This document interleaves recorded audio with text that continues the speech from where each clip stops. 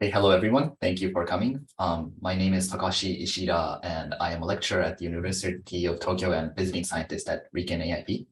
And we have been hosting these TrustML Young Scientists seminars, or TrustML YSS for short, which is a seminar series that features young scientists giving talks and discoveries in relation with trustworthy machine learning, led by Jing Feng. And today is the 32nd seminar, and it is a great pleasure for me to introduce our guest today, Chirag Gupta. Chirag is a final year PhD student in the machine learning department at CMU, working on statistical machine learning. His thesis is on distribution-free uncertainty quantification for classification and regression problems. And I think he will give a talk about his recent works. So Chirag, welcome to TrustML YSS, and we are very excited to learn about your research. And if you are ready, please begin. Yes, thanks Takashi for the great introduction. Let me try to share my screen before I start talking. So you should be able to see the slide now. Is that right? Looks good, thank you. All right, thank you. Yeah, hello everyone. It's nice to be talking to folks from across the globe. I think we have almost a 12-hour time difference. So it's thanks for inviting me. So as Takashi mentioned, I'm working on uncertainty quantification and in particular calibration. And I am in my final year and my advisor is Aditya Ramdas. So today's talk is about calibrating machine learning classifiers without any distributional assumptions.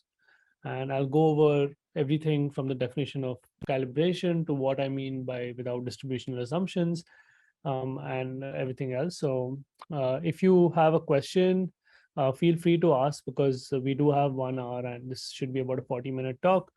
And of course, we can discuss more after the talk as well. So before going into the details of the talk, let's just start with the basic motivation of why we care about probabilistic classification. So a number of problems in ML and statistics rely on probabilistic predictions over categories. For example, the influential discrete choice framework in economics asks an economist to model the probabilities that a given person is going to choose a given alternative. For example, does a particular person want to walk to work or take the bus or something like that? And based on these probabilities, you want to decide to take an action, like where do you want to invest your money and things like that. And a very popular example is medicine, where when you're trying to detect a disease or categorize patient risk, you want uncertainty estimates. In particular, you want some probabilities. You don't want to just give a binary decision in terms of, oh, admit this patient or not. You want some kind of score so that you can take a decision that's kind of better than if a classifier is a black box and just gives you a 0-1 binary estimate. And an example very close to home, especially here in Pittsburgh, is rain prediction. So if you want to know like what the probability of rain is, then like when we look at the weather app, we want to know the probability of rain. We don't just want a binary prediction. And this is a natural thing to ask for.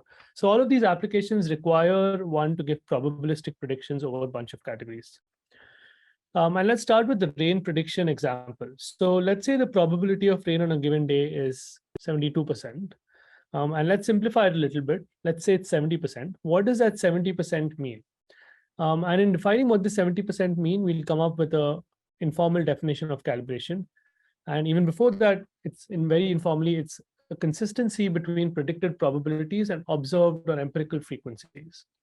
So let's say on a bunch of days, you say that the probability of rain is 70%, 90%, 10%, and so on. And then let's say on the first day in particular, you realize that, hey, it did not really rain. So 70% seems to suggest it should rain and it did not. So that's probably not great. You're not very happy. But it doesn't really mean that 0.7 was wrong, because it did say that with some chance it would not rain.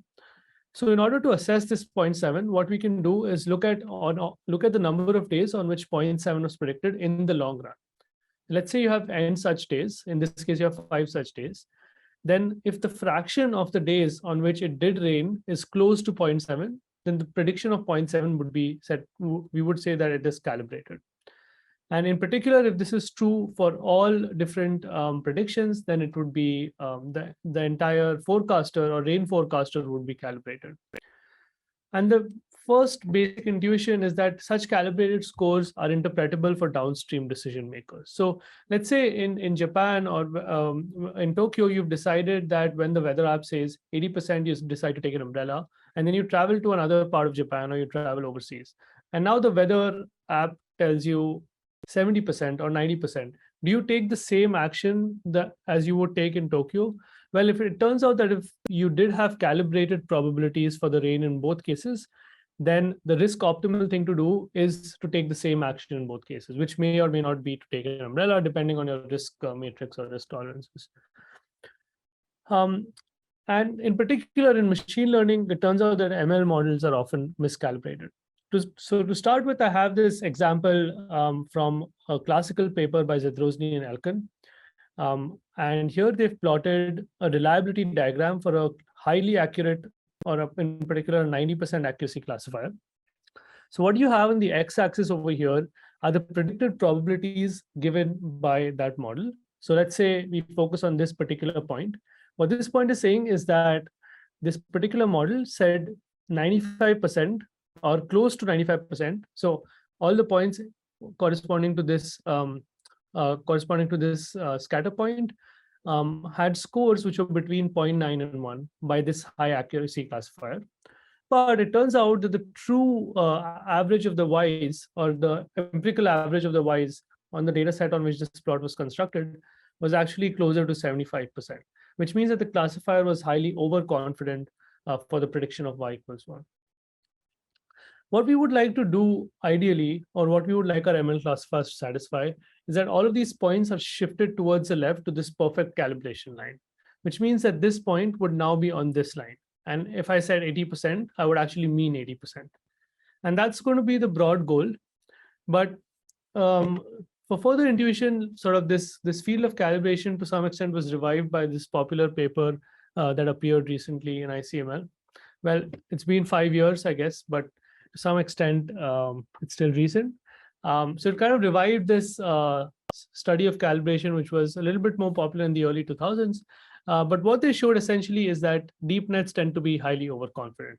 So here you have a similar figure from their paper where they're saying that when the deep net predicted, say, 85%, the true probability of the class being the predicted class was about 50%. And this is on a highly accurate resident model on the CFAR 100 dataset. So with that motivation, let's go into, what can we do about it? How can we calibrate machine learning models? This is going to be the broad outline of the talk.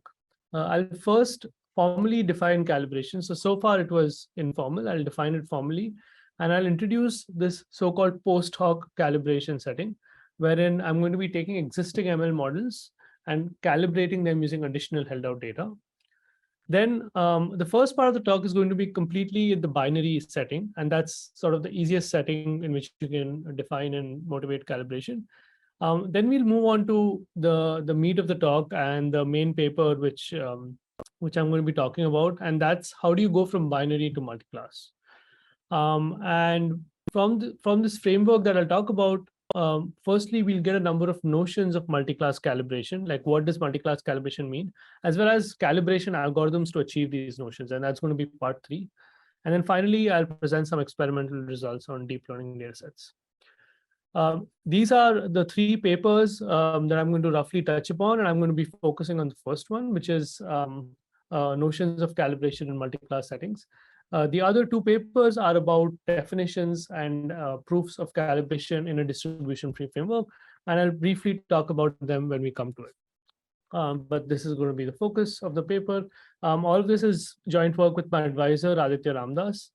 And in this case, also one of my co-students with Aditya Ramdas, Sasha Podkopayev. Okay, so with that, let's get started with. Excuse me. Is there a question? Yes. May I have a question regarding the calibration you just mentioned? Can you go back to the graph you explained the calibration? This one. Can I go to the previous one? Yes, this one. So I would like to know the x-axis, the 0.95. Does it mean accurate? Does it mean accuracy, or it predicts there is a 95% to be y equals to 1? Yeah, no, that's a great question. Let me just go over this for another half minute. So it's not the accuracy in this case. It's just a binary task. It's a binary prediction task. Y is either 0 or 1. And what this 2710, this point, is corresponding to the average prediction in the 0.9 to 1 bin. So all the points for which I predicted that the probability of y equals 1 is between 0.9 and 1. I averaged all of those predictions and I see about 0.95. And this is not the accuracy. I see. Thank you so much. That's clear. That question. All right. So let's. I'll talk about this the relationship between confidence and accuracy a little bit later. I'll touch upon confidence calibration at some point. Okay. So let's formally define calibration and talk about the post hoc setup.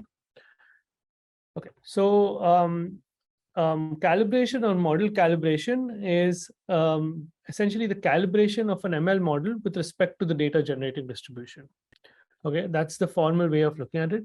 So let's say you're in the binary setting. Like I said, the first part of the talk is going to be completely in the binary setting.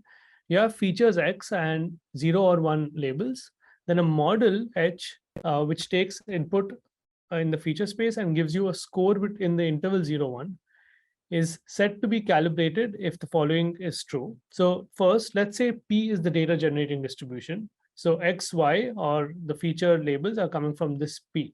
So we want to be calibrated for this P. This model is said to be calibrated if the probability of y equals 1, given the predicted score hx equals hx.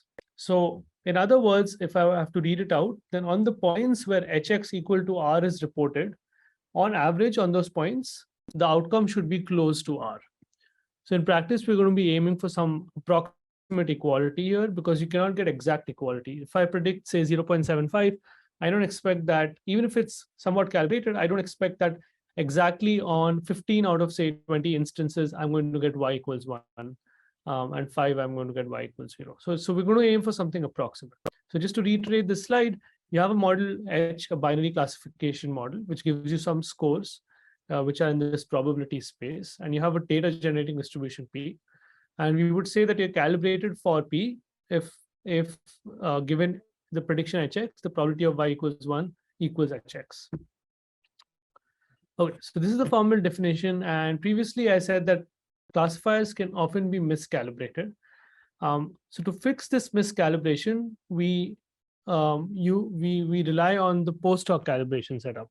So this has become recently quite popular because it is completely model agnostic. You can have any ML model or deep learning model or a simple logistic regression or random forest or gradient boost of decision trees, any of your favorite models that's already been trained on some amount of data. But let's say you have additional held out data, and in a minute we'll see that even the validation data is often sufficient. So you don't actually necessarily need to hold out additional data. Then you can calibrate that existing model on this data. So you can satisfy those points being on that x equals y line that we saw earlier using that held out data. And by putting it into this sort of post hoc calibrator that we're going to unwrap in the rest of the talk. So what goes in is a miscalibrated predictor G, which gives you scores in 0, 1, and it can be any model. And additionally, we have some calibration data. And the reason I introduced the statistical framework on the previous slide is important because in my papers, I'm often showing distribution-free calibration guarantees in this framework. And the framework is that if the data is coming from the distribution P, I want my calibration data to also be IID from P. Okay, so at no point in this talk, I'm going to be talking about like distribution shifts or something like that. It's all going to be in an IID setting. However, I will mention one specific kind of distribution shift that is automatically handled by this setting. And like I mentioned earlier, ideally it should be IID data from P, but you can reuse validation data, and that tends to work well. And we'll see that in the experiments part. And then finally, we want to output a calibrated predictor H. Okay, and that's in the sense defined on the previous slide. So this is the small sort of small version of the previous slide. You have this G, which is a miscalibrate predictor, a calibration data, and you want to get out H. And throughout this talk, G is going to be miscalibrated and H is going to be approximately calibrated. So I'm going to be keeping that notation consistent. If you sort of keep that in your mind, you should be able to understand what I'm talking about. Now, I've just talked about the black box, but what do you end up doing in post-hoc calibration? Well, post-hoc calibration reduces to essentially estimating the scalar to scalar map. So recall, like we had this similar figure like this at some point on the previous slide, the one which I was asked a question about, where again on the x-axis you have predicted probabilities. Now, this is some new model, a different model. And here it's not that important what exactly the model is, but we're going to be talking about what these curves are and what the scatter plot is. And the y-axis, you have the estimates of probability of y equals 1 given gx. And that's exactly what we want to estimate. That is the problem of post-hoc calibration. The blue scatter plot is estimates using fixed width intervals. Whereas what we want to do is construct some parametric or non-parametric estimate of this blue scatter plot, which hopefully applies for a bunch of the scores or all of the scores or with high probability over the scores. So one popular technique which is used is called Platt scaling. So essentially Platt scaling is the red curve here. And what the red curve is essentially it's taking this score from the x-axis, that's gx, and it's transforming it using a sigmoid transform. And the parameters A and B are to be learned on your calibration, held out calibration data.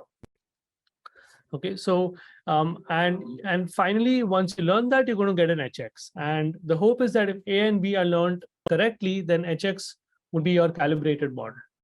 So Platt scaling is a parametric model. And that's the red curve here, whereas you see that the green and the yellow curves are kind of jumpy, and that's because they're non-parametric binning methods. The green one is something called histogram binning, and the yellow one is something called isotonic regression. Here, the idea is similar to these blue scatter plots. You want to divide 0, 1 into a number of sub-intervals or bins. And unlike the blue scatter plot, these are going to be more data adaptive. So you're going to have thinner and wider intervals depending on how many data points exist in that space. And finally, you're going to be learning a single value of HX for every such bin. So notice the red plot is giving you a different prediction or a different HX for every value of GX, whereas the green and yellow ones are not injective in that sense. They are giving you many scores get mapped to one score. So in the end, I'm going to report 1 out of 10 or 15 scores. So I hope that slide is clear. If not, please feel free to ask any questions. Okay. Can you go back to page 10, maybe? Yes. Oh, yes. By reusing validation set, do you mean you first use it to maybe tune hyperparameters of your model G and then use the same validation set for calibration? Is this what this means? Yeah, exactly. That's exactly right. Yeah. Okay, thank you. Yeah, so you're not training, it's still a validation set. You're never training on it. That's the key part. If you've trained on it, then you can't really use it again for calibration. But if you've peeked at it a little bit for like a computing test error or hyperparameter tuning and things like that, it's still okay. You can still reuse it for validation, for calibration. Okay, so so just to wrap it up, like the broad problem is that you have some scores GX on the x-axis, you want to map them to new scores, and you have some additional data. You want to use that data to learn the scalar to scalar mapping. That's the post-hoc calibration setup. Now, I haven't described these methods in a lot of detail except Platt scaling, and we'll get back to that. But before that, I want to go into sort of the main part of the talk, which is how do you go from binary calibration to multiclass? Like, what is even the right notion? And this would become natural if you look at this proposal, like why it's not obvious what the right notion is. So suppose to start with, now you have Y is multiclass. It's from there are L classes. It could be 1, 2, any, etc. through L. And a predictor is now a vector valued predictor. It gives you outputs in this vector, an L dimensional vector. Then I can say is that previously I was saying calibration is what you report is what you observe. So if I report this boldface HX vector valued prediction, then the probability of Y equals L for every class L should be HLX, which is the Lth component of this vector H.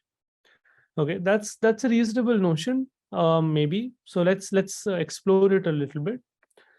So let's say you have a patient who comes in with certain flu-like symptoms, and you want to use some ML predictor to make a quick estimate of what the exact disease they're suffering from could be, with even before doing a proper test, like a biological test. You just want to use it, put their symptoms into some machine, into some system, and see what their symptoms could be.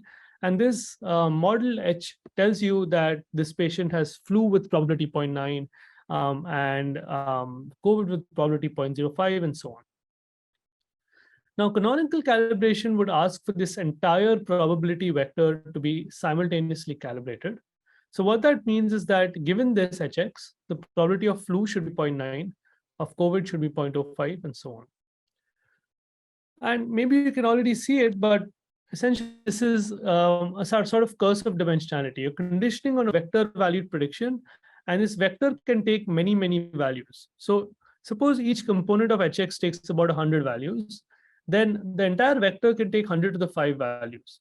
And for each of those predictions, you want to be calibrated, and that's kind of a tough ask. That's you can prove it that it's going to need many, many more samples. But even without that proof, it's quite natural to see that you cannot possibly have calibration conditional on so many examples. So to remedy this situation, we proposed a notion of calibration called top label calibration. And in top label calibration, I asked the question, is the probability for the predicted class or the top label calibrated? So forget about everything else, but just focus on flu. And formally, let's say the classifier is C, which is the argmax of the scores. So it's just flu in this case. And the confidence is 0.9 for flu. Then the question is the probability of disease being flu, given the class prediction of flu and the score 0.9 equal to 0.9. And if that's the case, then we would say, and if that's the case for all C's and all H's, then we would say that our classifier is top label calibrated. So top label calibration is exactly this. And here, this equality is in an almost surely sense. And the thing on the left is a random variable, thing on the right is a random variable, because I've used random data points X and Y. So this is sort of something that says that this should be true for all CX and for all HX. So essentially, top level calibration reduces multiclass calibration to a single binary requirement corresponding to the probability of the predicted class. And I've kind of simplified it a little bit. I have left CX equals L. So predicted class is the predicted class is L. So that's important. And the probability score for that class is R. Then the observed number of times Y equals CX should also be R on average in the long run. Now, some of you may have read this paper by Guo et al., where they define confidence calibration and a popular method called temperature scaling to achieve confidence calibration. And our notion of top level calibration is actually different from confidence calibration, and this difference is quite significant. So in the paper, we discussed this difference in more detail. So if you're very curious, you should read that. I think it's section 2 of our paper. But basically, the definition of confidence calibration does not condition on the predicted class. So here we're saying that if my confidence is R, then is my accuracy, which is the probability of Y being the predicted class, equal to R. So conditioned on my confidence, R is the accuracy also R. And it's closely related to top level calibration, but it does not condition on the actual class prediction, CX. And that's kind of a significant drawback of confidence calibration, because in any practical setting, I'm first and foremost going to report my class prediction. I'm going to say you are likely to have flu, and then I'm going to say with probability 0.9. And when in confidence calibration does not sort of capture this reporting of flu, because it says that it focuses on the 0.9 before the flu. So it says that I'm going to come to you as you're the patient, I'm the doctor, I'm going to come to you and say, you have some disease with probability 0.9, and that is perfectly confidence calibrated. But the doctor does not actually tell you which disease it is, and then later tells you it's flu. So now it's possible that the calibration of 0.9 depends on some other disease, and it could have nothing to do with you. Anyway, so we talk more about that in the paper. I won't go too deep into it, because I'm not sure how many people are aware of confidence calibration here. We can talk a little bit more after the talk as well in the end. But top level calibration is philosophically consistent with binary calibration, unlike confidence, in the sense that you condition on what you report. In all cases, I will first tell you the prediction, and then I tell you the score, the class and the score, and I want to condition on that. Okay, so let's get back to, so this was a little bit of a detour in terms of relating confidence and top level calibration. But let's get back to the main point, which is that any ML predictor can be post hoc top level calibrated, and this is in a distribution free setup. So I'll come back to that as well in a second. But before that, I want to talk about another contribution of our paper, which is the multiclass to binary reductions part, if you've seen the title of the paper, wherein, if you remember, top level calibration reduced multiclass to a single binary calibration requirement. But you can consider that you have a bunch of binary calibration requirements.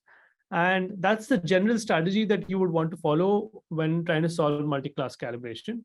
And it turns out that canonical calibration is doing something more complicated than that. So just to have an example, let me define another notion of calibration called class-wise calibration in our framework.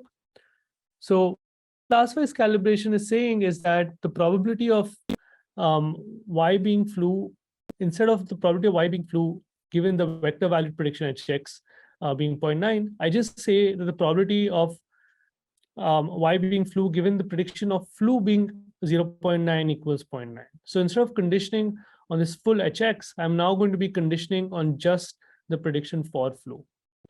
So just to illustrate that in this figure, so instead of conditioning on this entire vector valued box and then evaluating it, so in this case, let's say I condition on this and I observe these outputs, I'm going to be evaluating the entire vector to the vector. Whereas in the class-wise calibration setting, I'm going to be evaluating first the first row and then the second row and so on. And the important thing is that when I'm conditioning on, say, 0.9, I'm looking at all the patients for whom 0.9 is predicted for flu, irrespective of what's happening elsewhere. Whereas in the canonical setting, I'm going to be looking at all patients for whom we predicted 0.9 for flu and 0.05 for COVID and so on. So essentially, instead of conditioning on a scalar, we are now conditioning, instead of conditioning on a vector, we're now conditioning on a scalar. And now you have L statements that you want to satisfy, but these are L simple binary calibration requirements. So the second point here looks like a simple binary calibration statement, whereas the first one is not. It's a vector conditioning on a vector and then evaluating a bunch of claims. Okay, so this is a general framework of sort of reducing multiclass to binary, and we talk about this in our paper. And all popular and achievable notions of multiclass calibration are M2B reductions, as we show in the paper. So they reduce multiclass to binary and then satisfy each of these binary claims. And this includes all of the popular notions, and you may have seen some of these before as well. Okay, so finally, we have defined a framework. That framework gives us reasonable notions of calibration, of multiclass calibration. And the hope is that you can actually achieve those notions. But what are these actual algorithms to achieve those notions? And again, the framework sort of comes to our rescue, and it says that the moment a notion of calibration is an M2B or a multiclass to binary reduction, then what you can do is carve out a number of binary data sets from your broader multi-class calibration data set D. and then use a binary calibrator to achieve each or to satisfy calibration with respect to each of these individual calibration claims. Okay, so we're going to be taking the big multi-class problem and reducing it to a number of binary problems. So it's a bit like one versus all, but it turns out that it's much broader, and you'll see why it's much broader when we talk about top label calibration in particular, which is not the same as doing a one versus all setup. But that's a good way. That's a good thing to keep at the back of your mind when we are talking about the multi-class to binary setup reductions. Okay, so recall the post hoc calibration setup. You have G, D, and you're getting a calibrated predictor. And now instead of the binary case where you had a scalar value G, now you have a vector value G, and you want a calibrated predictor. So I've deliberately not told you what this calibrated predictor is, because now I say that in the multi-class to binary setup, I'm going to be giving you one calibrated predictor per binary calibration requirement for whatever notion of calibration you care about. Okay, so let's just ground it into the top label setup, and then we can sort of zoom out later and see what the broader M2B setup is, or the M2B algorithm is. But so in the top label setting, what you have is two ingredients in the input. That's your class predictor C and your confidence predictor G, and your calibration data. And what you output is the confidence predictor H. And that here's where, like, you can see that even though it's a multi-class problem, I'm simply going to give you a single scalar valued confidence predictor. I'm not giving you something that's multi-class. And hence I've sort of removed all of the other vector things. So if you see here, this G itself is a scalar valued prediction. It's essentially derived from this vector valued thing, but it's just a scalar function. And now I'm going to give you an H, which is also a scalar to scalar function. Okay, so we're going to unpack what this top level calibrator is.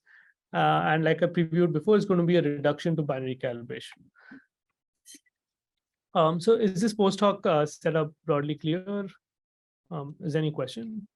Okay, so this is, I guess to some extent I've created a bunch of suspense. So let's actually talk about how do you achieve top level calibration using binary calibrators.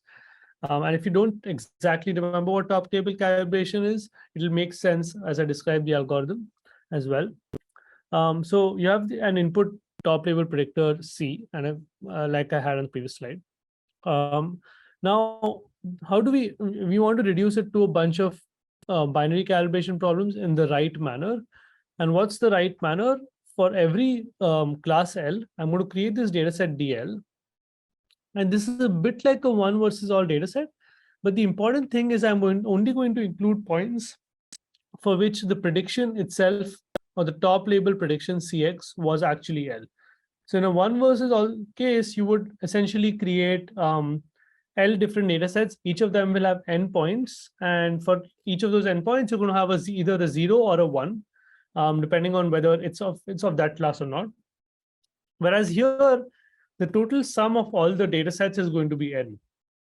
So to illustrate this on a particular example, let's say you have a bunch of data points and you have more than 2 classes. And let's say you predicted 1 for these 2 points, and you always predicted not 1 for every other point. So now it doesn't matter what the classes for these points are, but the new data set D1 is going to be x10, x21. Because why is that? Because I got 1 correct on this instance, and I got 1 wrong on this instance. So I plug in a 0. So I'm going to be doing this for every class, and the total sum of the sizes of each of these data sets is going to be D. Okay, so this is the main part, like where you have to be a little, like you're playing sort of the game on what's the right data set to create, what's the right binary data set to create. After this, I'm simply going to learn a different calibrated predictor HL on each of these binary data sets DL. Okay, so HL is a binary calibrator using DL and G. And I haven't actually told you specifics of what a binary calibrator is, but if you recall that slide of post hoc calibration, that's essentially a binary calibrator. It's a scalar to scalar mapping that can be learned in a bunch of ways. And it's a much more well-studied problem than multi-class calibration.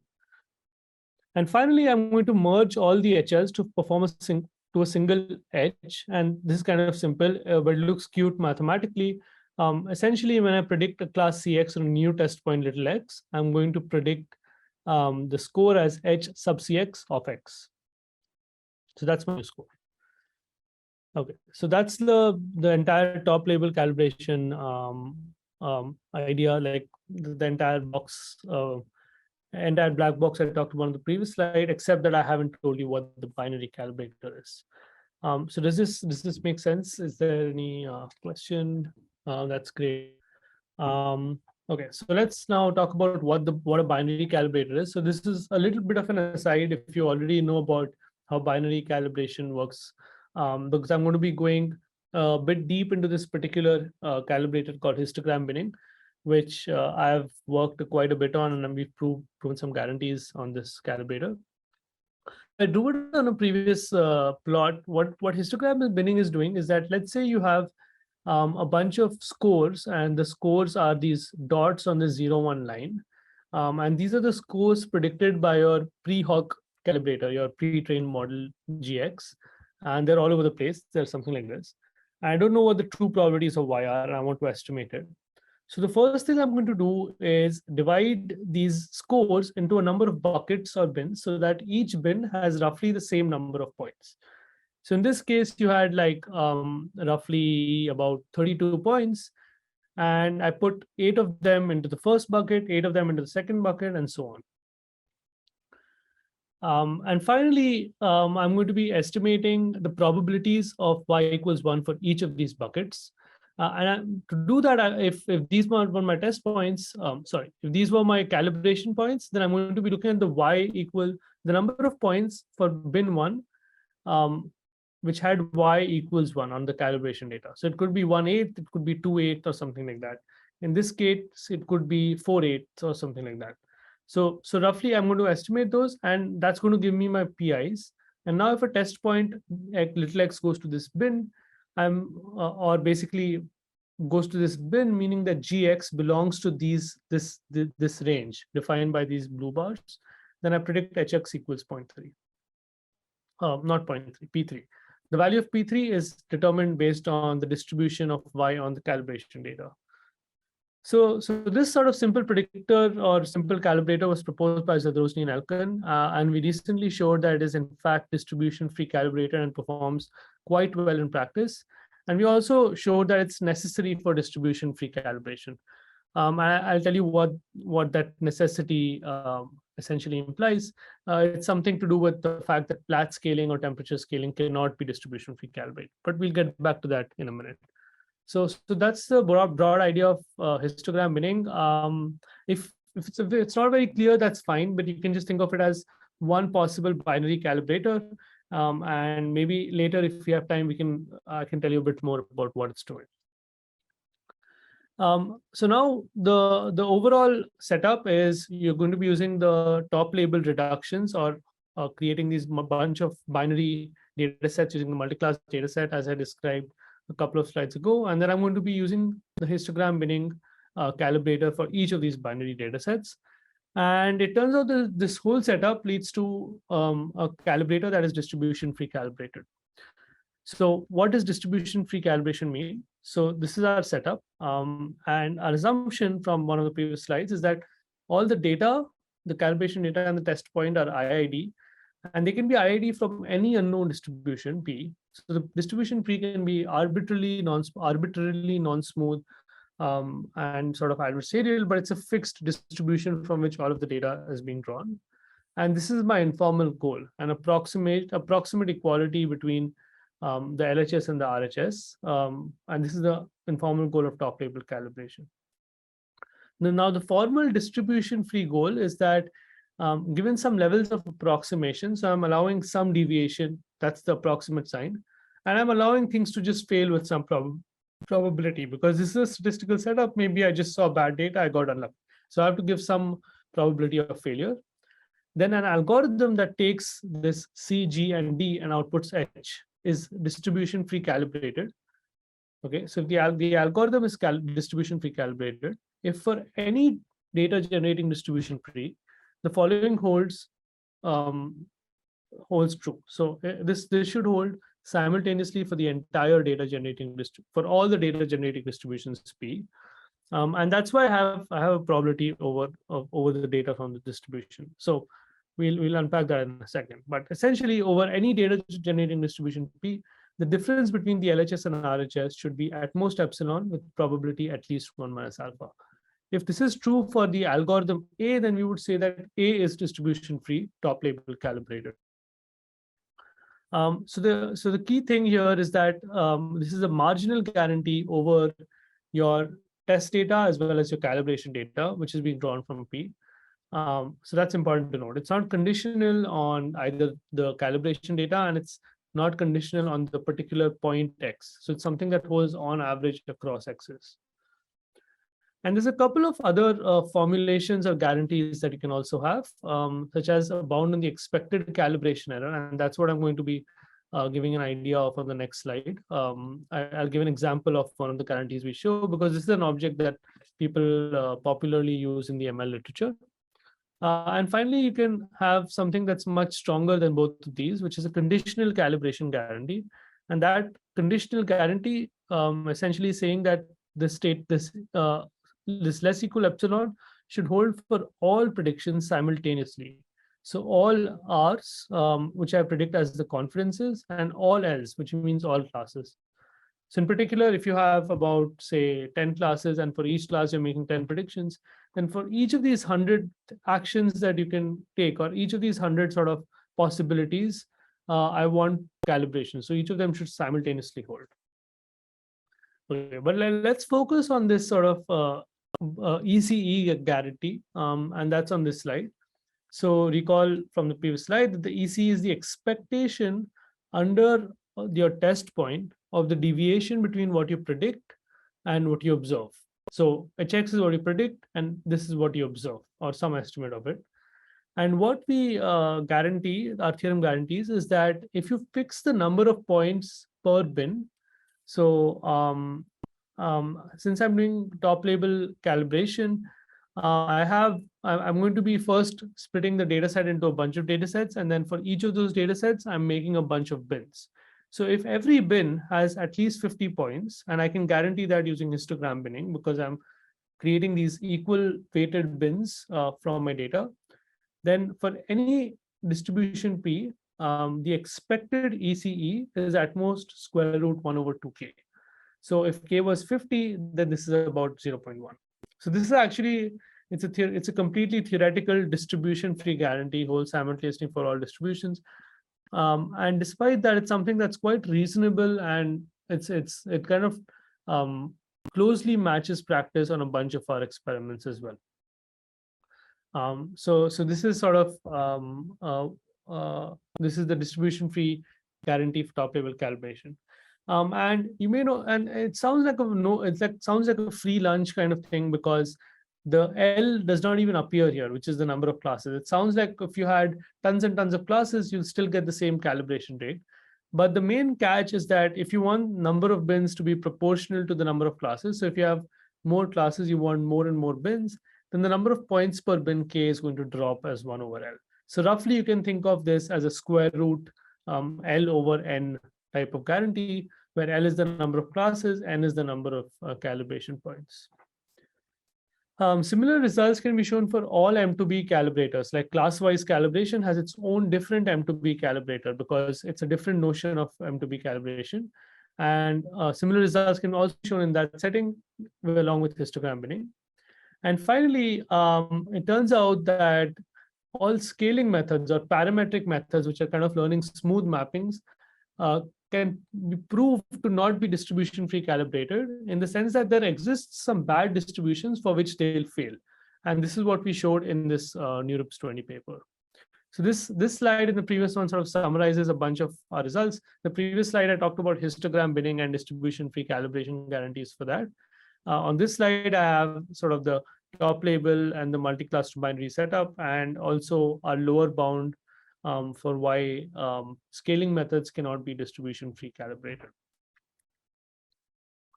Okay, so I'll just pause for half a minute and make sure that this guarantee makes sense. If there's something nagging anyone. then feel free to ask. And then after this, we'll jump right into some experimental results. All right, cool. So I'm glad everyone seems to be understanding everything. All right, so I've now defined calibration in the binary setting. I've defined calibration in the multi-class setting. I've shown how we can achieve it using binary calibrators, and I've defined an algorithm to do it. Finally, how does this algorithm do in practice? So the setup that we're going to be using to empirically evaluate the algorithm is the post hoc setup, of course, but in particular, we're going to be putting in a miscalibrated deep net. So it's some deep net which has a high expected calibration error. And the data I'm going to be looking at is CFAR 10 and CFAR 100. And this is the kind of split that we have. So in particular, crucially, we have 5,000 points for validation. And that's sort of where all of our post hoc calibration game is being played, because I don't even touch the 45,000 points once I've trained my deep net.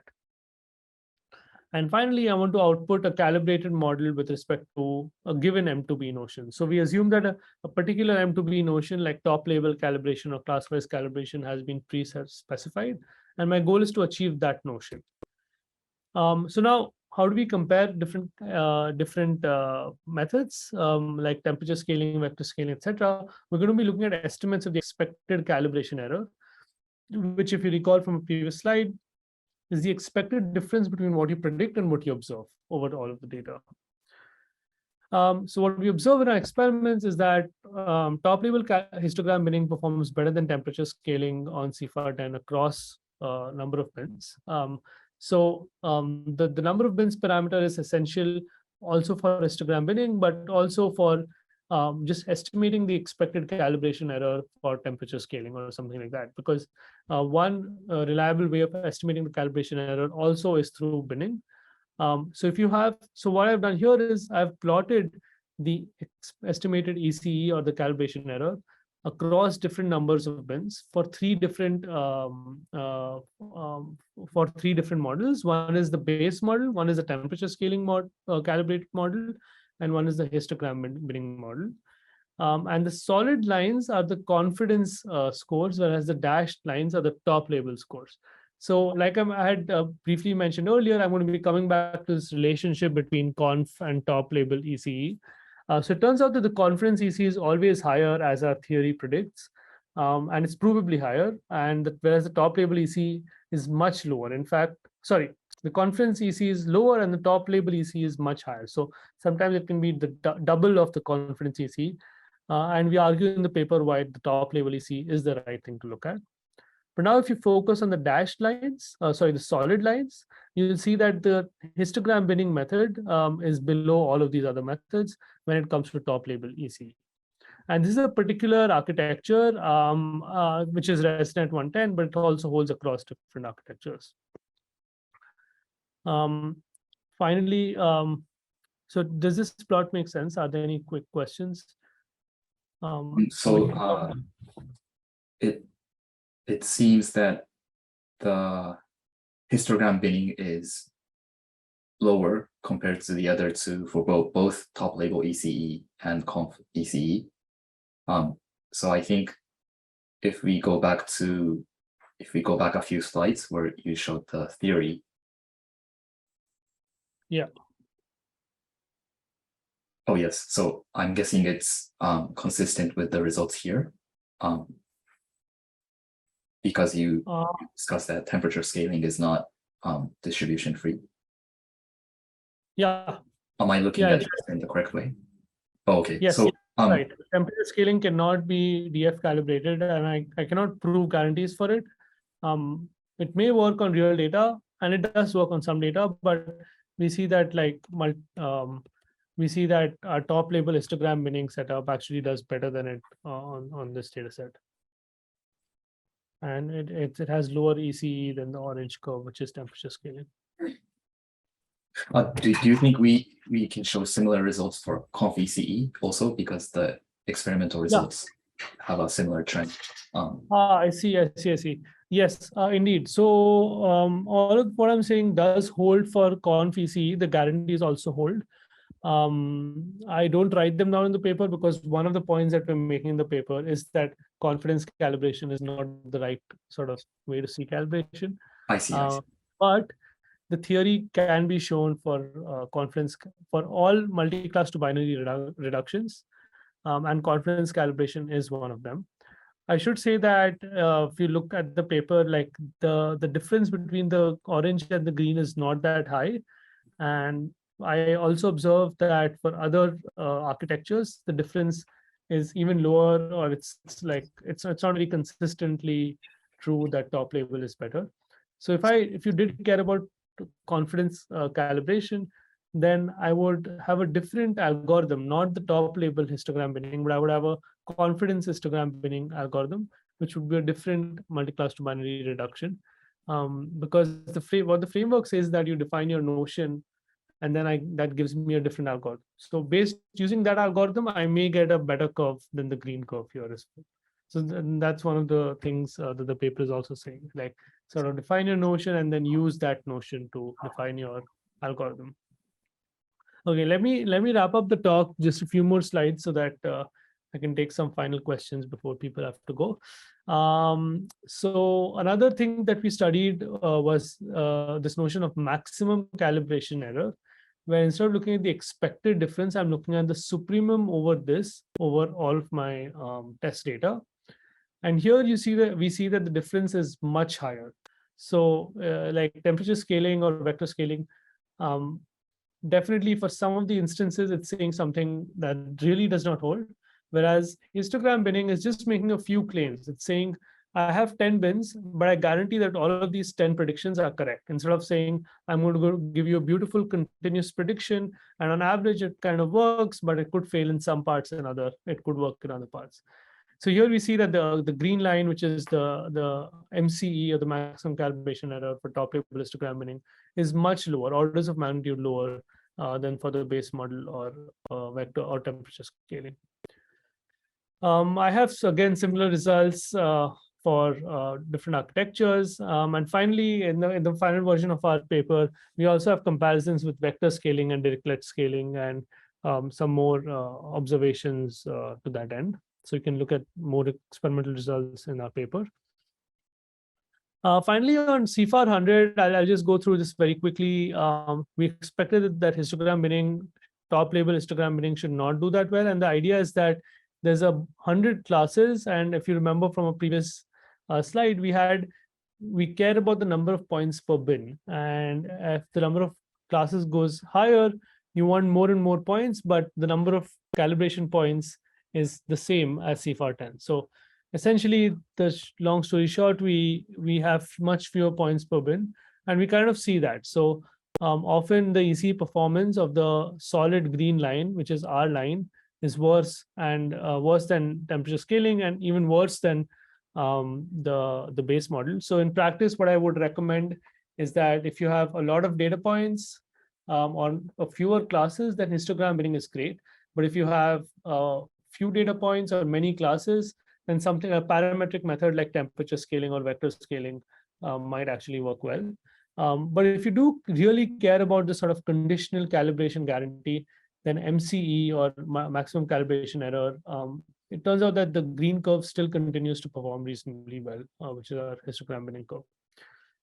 And finally, for class-wise calibration, we see, again, significant improvements, and we essentially make a single simple recommendation based on our theory, which is do not normalize the output. This is because we can show calibration guarantee without normalization. And it turns out if you simply do class-wise, which is like a one versus all type of calibration, and then not normalize in the end, you get better calibration errors.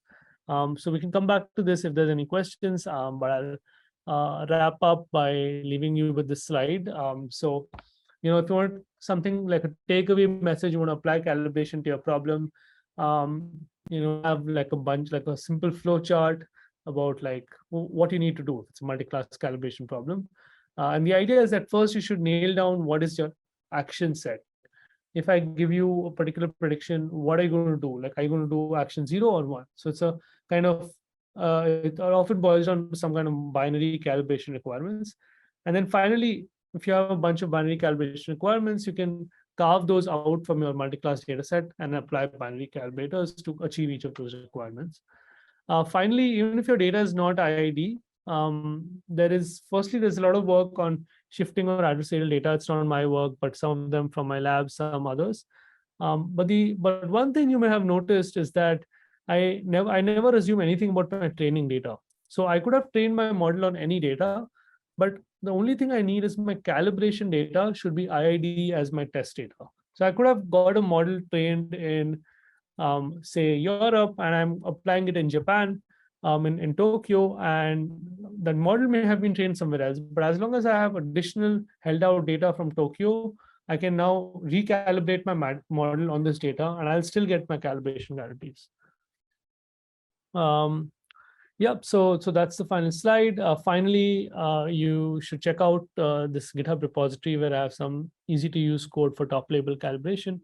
And thanks a lot for listening to me, and I'll take questions now.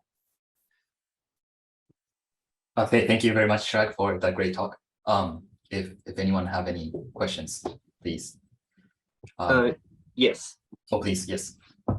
Thank you for your sharing today. I'm wondering if there is any other logic to solve the calibration problem. For example, without using the calibration data and solve the calibration problem in the first place before training any model. Thanks. Yeah, that's a great question. I'm actually working on something like that right now. So maybe in a bit, I can talk about that, take the next talk. But also in literature, people use like Bayesian methods.